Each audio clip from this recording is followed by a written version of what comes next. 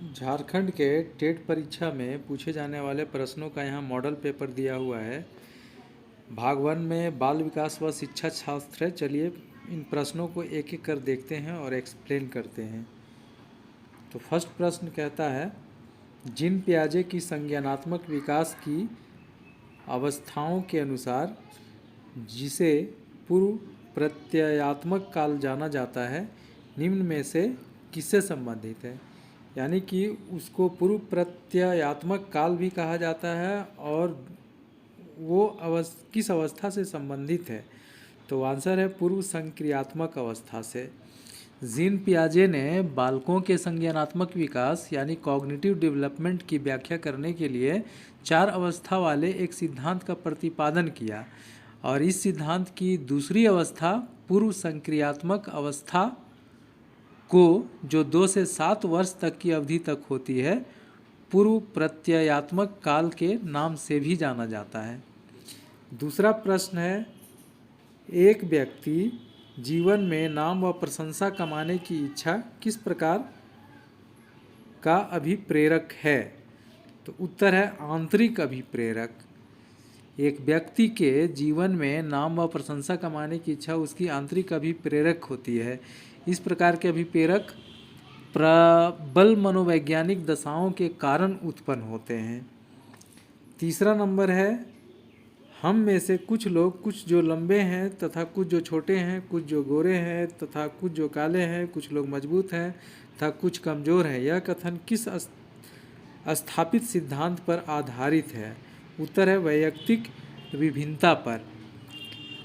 तो ये वैयक्तिक विभिन्नता पर आधारित है। एक व्यक्ति का दूसरे व्यक्ति से अंतर होना एक सार्वभौमिक घटना है, यानी एक सत्य घटना है, प्राकृतिक घटना है और यह अंतर शरीर के आकार और स्वरूप, शारीरिक कार्यों, गति संबंधी क्षमताओं, बुद्धि, उपलब्धि के आधार पर होता है, जिसे वैयक्तिक विभिन्नता कहा जाता है। चौथा प्रश्न है, संपुष्ट कार्यक्रम जरूरी होते हैं। उत्तर है प्रतिभाशाली बालकों के लिए। संपुष्ट कार्यक्रम किसके लिए जरूरी होते हैं। तो प्रतिभाशाली बालकों के लिए। चिंतन, 5वां नंबर में, चिंतन शक्ति के विकास की प्रक्रिया में निम्न में से कौन सा कथन गलत है। तो गलत कौन है। तो चौथा नंबर का है कम बुद्धि व ज्ञान गलत है। यहाँ पर चिंतन प्रतिमाओं, प्रतीकों, संप्रत्ययों, नियमों एवं अन्य मध्यस्थ इकाइयों का जोड़ तोड़ है। चिंतन शक्ति के विकास की प्रक्रिया में ज्ञान, अनुभव, अभिप्रेरणा, स्वतंत्रता व लचीलेपन की भूमिका अहम होती है। छठा है, वंशानुक्रम के संदर्भ में गलत कथन निम्न में से कौन सा है। वंशानुक्रम के संदर्भ में, तो वंशानुक्रम के संबंध में गलत कथन है ये चौथा नंबर का। इसमें रुचि, अभिवृत्ति, पसंद, नापसंद तथा मस्तिष्क की संवेदात्मक भावनाएं समावेशित होती है, ये बात गलत है। बाकी 3 जो ये कथन है सही है। वंशानुक्रम के संदर्भ में, वंशानुक्रम बालक का लिंग निर्धारित करता है, सही है। यह शारीरिक संगठन में महत्वपूर्ण योगदान देता है, ये भी सही है। और यह जुड़वा बालकों के जन्म में भी योगदान देता है। तो हमें गलत उत्तर ढूंढना था, तो ये चौथा नंबर का गलत है। 7वां है, निम्न में से कौन रचनात्मक आकलन का एक उपयुक्त उपकरण नहीं है। रचनात्मक आकलन का एक उपयुक्त उपकरण नहीं है, तो वो है दत्त कार्य यानी असाइनमेंट। असाइनमेंट। और नेक्स्ट क्वेश्चन है 8 नंबर में, विज्ञान में मूल्यांकन पूर्णतया वैज्ञानिक तथा बहुविकल्पीय परीक्षण होना चाहिए। विज्ञान में मूल्यांकन, इसका सही उत्तर होगा सभी क्रियाकलापों का एकीकृत भाग होना चाहिए। सभी क्रियाकलापों का एकीकृत भाग होना चाहिए विज्ञान में मूल्यांकन। तो ये बाकी 3 आंसर गलत हैं। आगे है, बुद्धि समावेश करती है। बुद्धि किस चीज़ को समावेश करती है। अपसारी चिंतन का या अभिसारी चिंतन का या समालोचित चिंतन का या विचारशील चिंतन का। तो जवाब है अभिसारी चिंतन का। और अपसारी चिंतन या अभिसारी चिंतन के बारे में अगर थोड़ा बहुत जानना हो तो अभिसारी चिंतन उसको कहते हैं जिसमें कल्पना की आवश्यकता नहीं होती है। इंग्लिश में अभिसारी चिंतन को कन्वर्जेंट थिंकिंग कहते हैं और इसमें कल्पना की ज़रूरत नहीं होती, बुद्धि को बढ़ावा नहीं मिलता है और केवल एक हल निकलता है और पहले से बने नियम तथा तथ्यों पर ये होते हैं,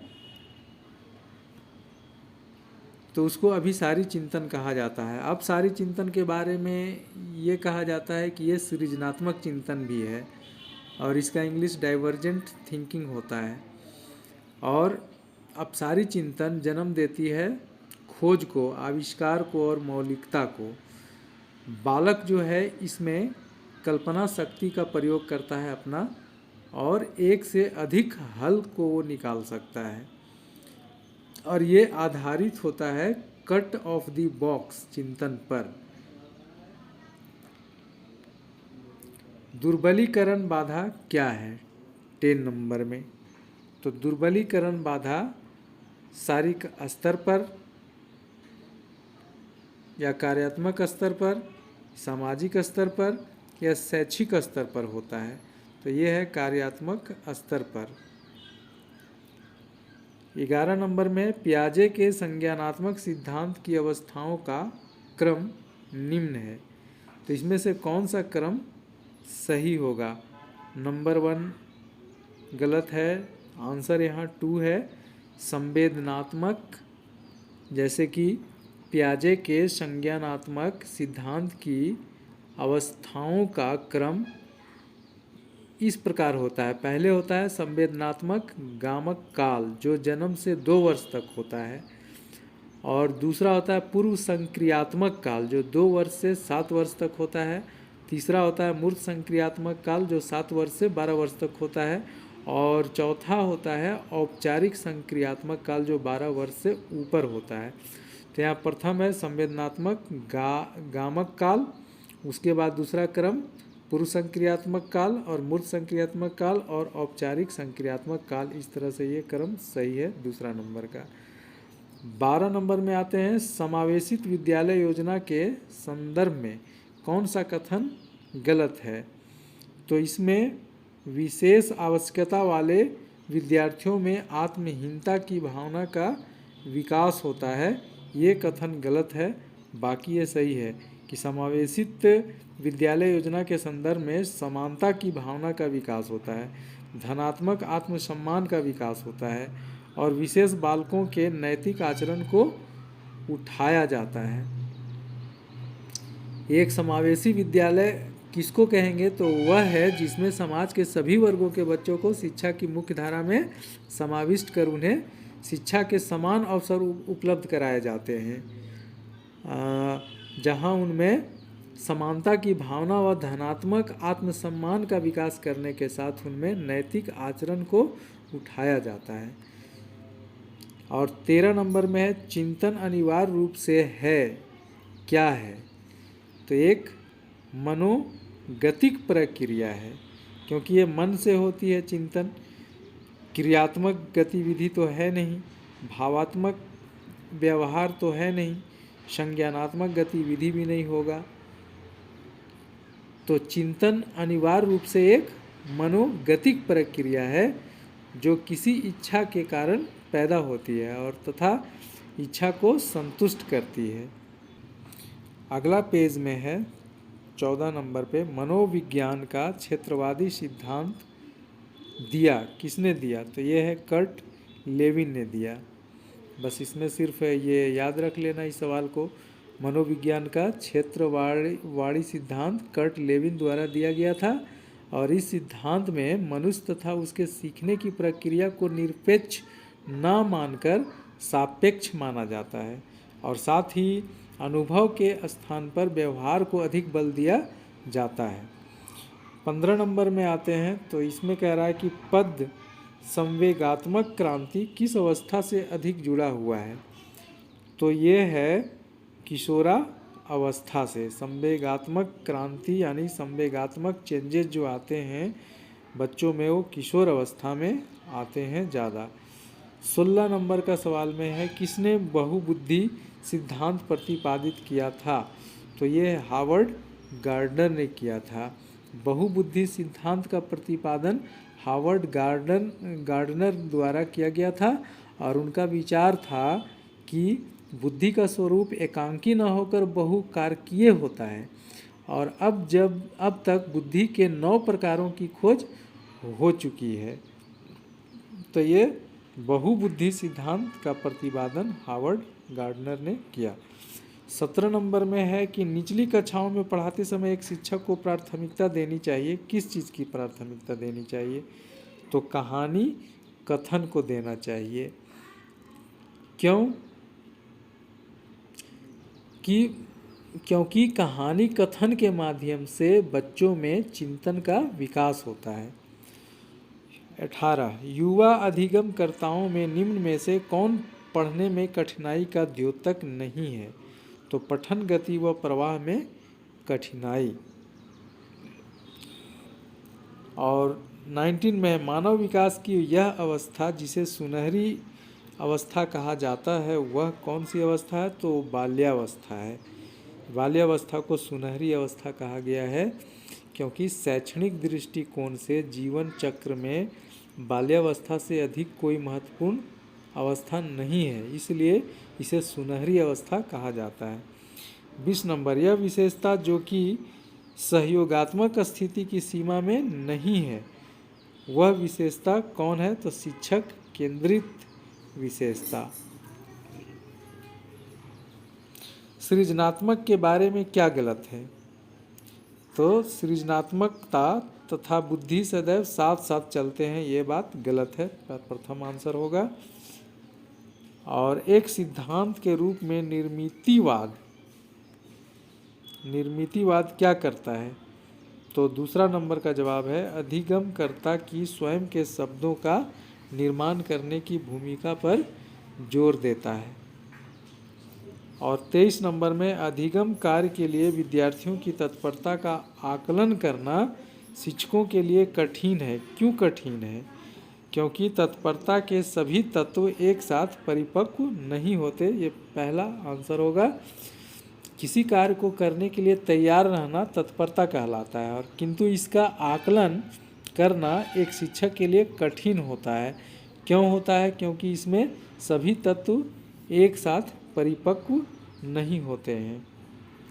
24 नंबर में देखते हैं, तो यहाँ पर है इरफान खिलौने तोड़ता है तथा उसके अवयवों को देखने के लिए उसे अलग अलग कर देता है, आप क्या करेंगे? उसकी जिज्ञासु प्रकृति को बढ़ावा देंगे तथा उसकी ऊर्जा को दिशा प्रदान करेंगे। तो बाकी उत्तर क्यों गलत है? देखिए, वो उसके खिलौना तोड़ने पर इरफान को कभी भी खिलौने के साथ खेलने नहीं देंगे, तो फिर इसका विकास बाधित हो जाएगा। सदैव कड़ी नज़र रखेंगे, ये भी नहीं करना है। और चौथा नंबर उसे बताएंगे कि क्या लिखा हुआ है, खिलौने नहीं तोड़ने चाहिए।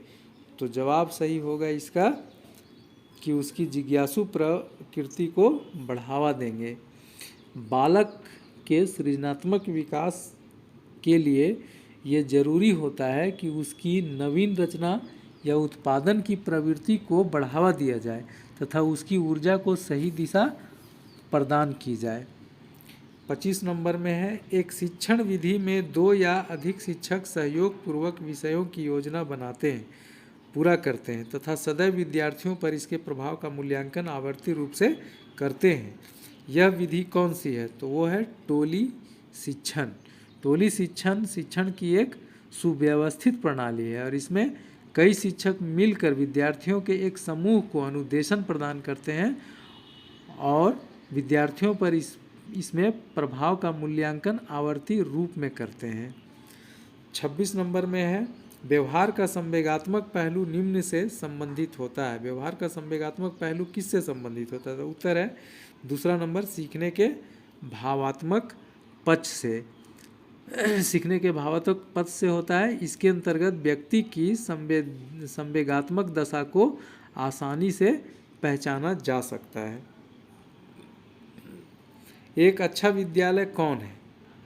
तो इसका जवाब है जो बालक के सामाजिक स्तरीकरण को समझे तथा कक्षा के वातावरण को प्रगतिशील व प्रेरणास्पद बनाए। तो एक अच्छा विद्यालय वो है जो कड़ी प्रतियोगिता की भावना पर जोर देता है, ये भी नहीं है। जहाँ प्रत्येक बालक खुशी का अनुभव करे व बिना एक दूसरे के सहयोग से वैयक्तिक रूप से सीखे, तो ये भी नहीं है। और जो चौथा नंबर में जो आदर्श सूत्रों को याद करने पर जोर दे, ये भी नहीं है। बालक के सामाजिक स्तरीकरण को समझे तथा कक्षा के वातावरण को प्रगतिशील बनाए और प्रेरणास्पद बनाए। 28 नंबर में एक कक्षा में एक शिक्षक पढ़ाने के लिए बाल केंद्रित उपागम का प्रयोग कर रहा है। बाल केंद्रित उपागम का, तो यह तरीका उपयुक्त नहीं है। किस काम के लिए उपयुक्त नहीं है? तो पहला है समूह वार्तालाप के लिए, दूसरा है प्रोजेक्ट विधि के लिए, उसके लिए तो उपयुक्त है। प्रदर्शन के लिए उपयुक्त नहीं है। तो आपको बताना है कि किसके लिए उपयुक्त नहीं है। तो प्रदर्शन के लिए उपयुक्त नहीं है ये। और प्रश्नोत्तर के लिए उपयुक्त है, समूह वार्तालाप के लिए भी उपयुक्त है। 29 नंबर में जब एक क्षेत्र का अधिगम दूसरे क्षेत्र के अधिगम में सहायता करता है तो उसे क्या कहते हैं? तो अधिगम का धनात्मक अंतरण कहते हैं। यहाँ जब एक क्षेत्र का अधिगम दूसरे क्षेत्र के अधिगम में सहायता करता है तो इस प्रकार के अधिगम अंतरण को धनात्मक अंतरण कहा जाता है। जैसे यदि किसी बालक को हिंदी भाषा सीखने से भोजपुरी भाषा सीखने में मदद मिलती है तो वो धनात्मक अंतरण हुआ। धनात्मक मतलब प्लस पॉइंट हुआ। तीसरा, एक अच्छे शिक्षक का सबसे महत्वपूर्ण गुण क्या होता है? 30 नंबर का सवाल है। तो एक अच्छे शिक्षक का सबसे महत्वपूर्ण गुण होता है, इसमें पहला और दूसरा दोनों सही है जवाब। विषय वस्तु का पूर्ण ज्ञान और अच्छा संप्रेषण कौशल होना चाहिए शिक्षक में। कौशल मतलब योग्यता, संप्रेषण माने पेश करने की योग्यता, और विषय वस्तु जो पढ़ाया जा रहा है उसका पूर्ण ज्ञान होना चाहिए। ये अच्छे शिक्षक का महत्वपूर्ण गुण है।